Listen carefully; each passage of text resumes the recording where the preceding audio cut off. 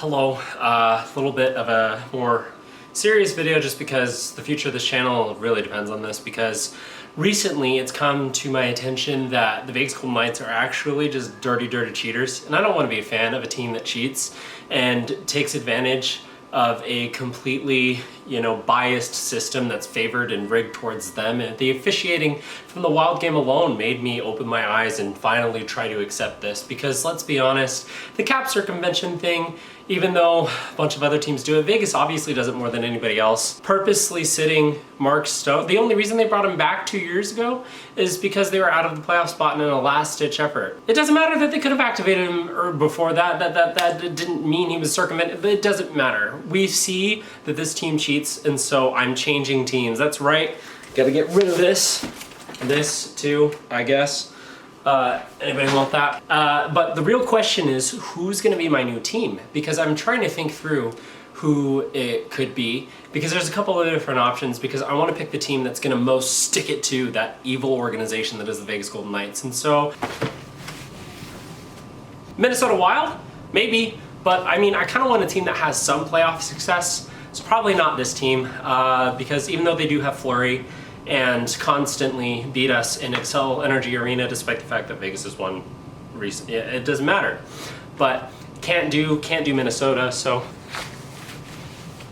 Chicago, the team that Vegas traded Fleury to, the Vezina winner and one of the favorited, obviously they were in contention, but also same thing, playoff success. I know they had their 3 cups in 20 whatever, but they're not really there yet. And so even though they have Bedard and all that, I couldn't pick Chicago. This really only left me with 2 other options.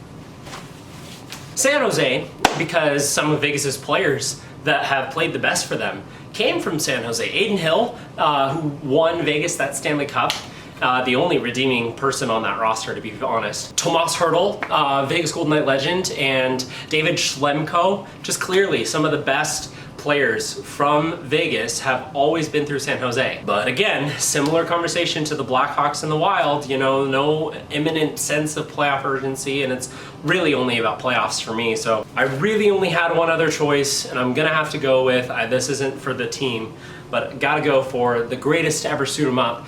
It's a shame that he couldn't be the savior of the Vegas Golden Knight franchise and really turn them into an outstanding organization. Wayne Gretzky. Got to go with the Edmonton Oilers.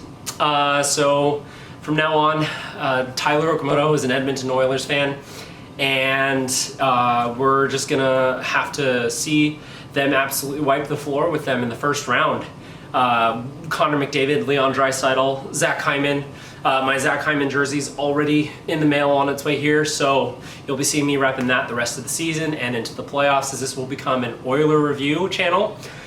So thank you for your support, and I understand a lot of Vegas Golden Knights fans might be confused or angry or upset with me right now, but trust me, that team is of the devil, even though we have devils in the league, and it would be best if you were to jump ship now before all of their allegations and the legit cheating scandals that they've had have come to light, that the NHL has investigated them over that Dadonov trade. The investigation, Vegas paid them to say it was Ottawa's fault. The investigation last year in Mark Stone's injury, Vegas paid them to make sure that he was not ready for Game 82, but ready for Game 1 of the playoffs. Open your eyes and see the real truth behind the fact that the only valid fandom in the NHL to choose from the Vegas Golden Knights to shift into is the Edmonton Oilers. Anyways, that's gonna be it for today's, I gotta come up with a new thing. What can I, oil drop? Screw the Vegas Golden Knights and let's go oil. That's gonna be it for today's Oiler review on the April 1st, 2024. Thank you so much for watching and have a good, I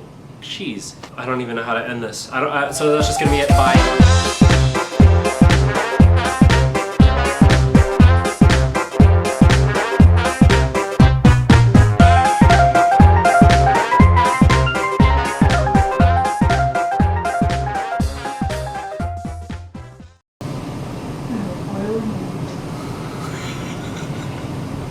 And I wink at the camera after. Have an oily night. Don't do that. That was a joke for us.